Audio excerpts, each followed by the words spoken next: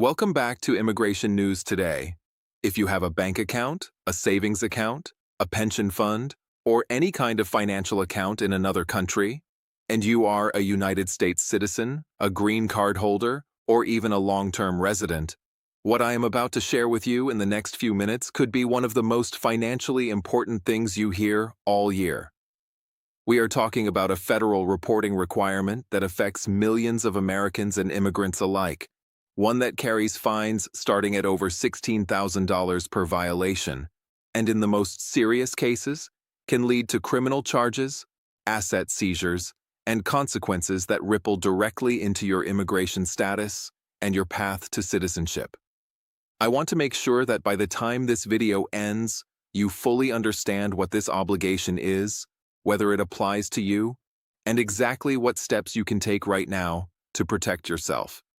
So take a breath, stay with me, and let us walk through this together, step by step. As of February 19, 2026, the IRS and the Financial Crimes Enforcement Network, known as FinCEN, continue to actively enforce one of the most misunderstood financial reporting rules affecting people with ties to other countries. It is called the FBAR, which stands for the Report of Foreign Bank and Financial Accounts, and it is filed using FinCEN Form 114. This is not a new rule. It has existed since 1970, when Congress passed the Bank Secrecy Act. But the enforcement environment has intensified dramatically over the past decade, and the penalties have been adjusted upward each year for inflation. What makes this issue so urgent in 2026 is the combination of stricter international data sharing agreements, increasingly sophisticated IRS detection systems, and a heightened focus on compliance across the board. If you have been putting this off, or if you are hearing about it for the first time today, now is the moment to pay close attention. So let us start with the basics. What exactly is the FBAR? According to the IRS and FinCEN, any United States person, and that includes citizens, permanent residents, green card holders, certain visa holders, and even domestic legal entities like businesses and trusts, must file an FBAR if they have a financial interest in or signature authority over one or more accounts located outside of the United States, and if the aggregate, meaning the combined total value of all those foreign accounts, exceeded $10,000 at any point during the calendar year. Notice I said at any point, not at the end of the year, not on average, but at any single moment during the year. So if you had $12,000 spread across a foreign checking account and a foreign savings account, even briefly in the month of March, you are required to file. It does not matter whether the accounts generated any income. It does not matter whether you already paid taxes on that money. The obligation to report is separate and distinct from your tax filing obligations. Now, who exactly does this apply to? This is where a lot of people get confused, and rightfully so. The term U.S. person under the Bank Secrecy Act is broader than most people realize. It includes United States citizens living anywhere in the world, abroad or at home. It includes lawful permanent residents, meaning green card holders. It includes certain non-immigrant visa holders who meet the IRS definition of a resident alien for tax purposes, generally meaning they have been in the United States long enough to pass what is called the substantial presence test. And it includes U.S.-based corporations, partnerships, LLCs, trusts, and estates. So if you immigrated to the United States several years ago, obtained your green card, and still have a bank account back in your home country that a family member uses, or that you send remittances through, this rule likely applies to you. If you are a naturalized citizen who maintains financial ties abroad, this rule likely applies to you. Let us talk about the penalty structure because this is where the conversation becomes very serious. According to the IRS official guidance and FinCEN's published penalty framework, violations fall into two major categories: non-willful and willful. A non-willful violation is essentially one where you did not know about the requirement or you made an honest mistake. The civil penalty for a non-willful violation can be up to $16,536 per violation, and following a landmark Supreme Court decision in a case known as Bittner v. United States, the per-violation penalty for non-willful cases is now generally assessed per filing year, not per account. That is genuinely important because before that ruling, the IRS was assessing penalties per account per year, which could create absolutely devastating financial exposure for someone with several foreign accounts over multiple years. But here is where it gets considerably more serious. A willful violation, meaning the IRS determines you intentionally failed to file or recklessly ignored the requirement, carries a civil penalty of the greater of $165,353, or 50% of the account balance at the time of the violation, whichever is larger. And those penalties can be assessed annually. In egregious cases with manager approval, the IRS can go even further. On the criminal side, willful failure to file an FBAR can result in fines up to $250,000 and up to 5 years in federal prison. This is not hypothetical. The Department of Justice has prosecuted cases, and the IRS has collected millions of dollars in FBAR penalties from everyday people, not just offshore tax evaders. Now, you might be wondering, how does the IRS even find out about my foreign account? This is a question I hear often, and the answer may surprise you. Since 2010, the Foreign Account Tax Compliance Act, known as FATCA, has required foreign financial institutions in over 110 countries to report account information directly to the IRS for accounts held by U.S. persons. This means your bank in India, Mexico, the Philippines, Nigeria, South Korea, Germany, or wherever you maintain an account may already be sharing your account details with American tax authorities. The IRS also uses sophisticated data matching tools, cross-referencing information across multiple databases. The era of "they will never find out" is definitively over. The IRS has a 6-year statute of limitations for assessing FBAR penalties from the date of the violation, so even older accounts from years past can come back into view. Here is something very important that often gets overlooked when discussing this topic, and it directly connects to immigration and citizenship. FBAR violations, particularly willful ones, can have immigration consequences. Being convicted of a willful FBAR violation is a federal crime, and federal criminal convictions can impact your eligibility for naturalization as a United States citizen. Under the Immigration and Nationality Act, applicants for naturalization must demonstrate what is called good moral character during the statutory period preceding their application, generally 5 years or 3 years if applying through a qualifying marriage to a U.S. citizen. Federal tax crimes and financial crimes convictions are among the categories that can bar an applicant from establishing good moral character. This means an unreported foreign account, if pursued criminally, could delay or permanently damage your path to citizenship. Additionally, at the visa renewal or adjustment of status stage, prior criminal history is reviewed. The stakes, in short, go well beyond a financial fine.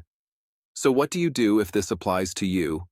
Let me walk you through the practical steps, because this is the part that matters most. First, take an honest inventory of every financial account you hold or have held outside of the United States. This includes bank accounts, savings accounts, brokerage or investment accounts, pension accounts administered abroad, and mutual funds in foreign countries. Even if someone else manages the account, if you have signature authority over it, meaning you can direct transactions, it may need to be reported. Write everything down: the name of the institution, the country, the approximate highest balance during the year. You are looking to determine whether the combined total ever exceeded $10,000 at any single point in the past calendar year. Second, visit the official IRS website at irs.gov and the FinCEN website at fincen.gov to review the FBAR guidelines and the filing instructions for FinCEN Form 114. The FBAR is filed electronically through the FinCEN BSA e-filing system. It is not submitted with your regular tax return. The annual due date is April 15th, but the IRS grants an automatic extension to October 15th with no request required. So as of today, in February 2026, if you need to file for tax year 2025, you still have until April 15th, and if needed, until October 15th. Third, and I want to emphasize this strongly, if you believe you may have missed an FBAR filing in prior years, do not wait. The IRS has programs specifically designed for people who come forward voluntarily before they are contacted by the agency. One important pathway is the Streamlined filing compliance procedures, which are designed for taxpayers who can certify that their non-compliance was non-willful, meaning they did not intentionally hide anything. There is a domestic version and a foreign version of this program with different penalty structures. Acting voluntarily and proactively is always viewed more favorably than waiting for the IRS to come to you. Let me give you a real-world example to put this in perspective. Imagine a couple, naturalized U.S. citizens, who came from the Philippines 15 years ago. They maintained a joint savings account back home, primarily for family emergencies. Over the years, the balance grew to about $40,000 through family contributions and savings. They never knew they needed to report it. When they discover the requirement, they are understandably frightened. But here is the thing. Because their situation is genuinely non-willful, they may qualify for one of the IRS's voluntary disclosure programs. By consulting with a qualified tax attorney or CPA experienced in international tax law, they can come forward, file the delinquent FBARs, pay any applicable penalties under the mitigated framework, and resolve the matter without criminal exposure, and without jeopardizing their citizenship. The difference between acting now and waiting is immense. Also worth knowing, if you have a foreign pension account, certain retirement accounts, and accounts held within IRAs or qualified U.S. retirement plans, these may be excluded from FBAR reporting. But the rules are nuanced and depend on the specific type of account and the country involved. Do not assume an account is exempt. Verify it with a qualified professional. It is also worth mentioning that beyond the FBAR, there is a parallel requirement known as FATCA Form 8938, which is filed directly with your federal income tax return, your Form 1040. FATCA has higher reporting thresholds than the FBAR, $50,000 or more in specified foreign financial assets if you live in the United States, and $200,000 or more if you live abroad. But these two requirements, FBAR and Form 8938, are independent of each other. Filing one does not relieve you of the obligation to file the other if you meet the relevant thresholds. Make sure you understand which forms apply to your situation. Before I close, I want to say something directly to those of you who may be sitting with a knot in your stomach right now, worried about what this means for you. Please know that this is a civil compliance matter for the vast majority of people. The IRS is far more interested in bringing people into compliance than in punishing those who come forward honestly. The worst outcome almost always belongs to those who ignore the problem and wait. If you act now, consult a qualified tax attorney or certified public accountant with international experience, and reach out to official IRS resources, the path forward is manageable. You are not alone in this, and there is help available. Now, please take this as a starting point, not a finish line. Immigration policy, tax policy, and penalty structures can all change, and they have changed multiple times in recent years. Every situation is unique.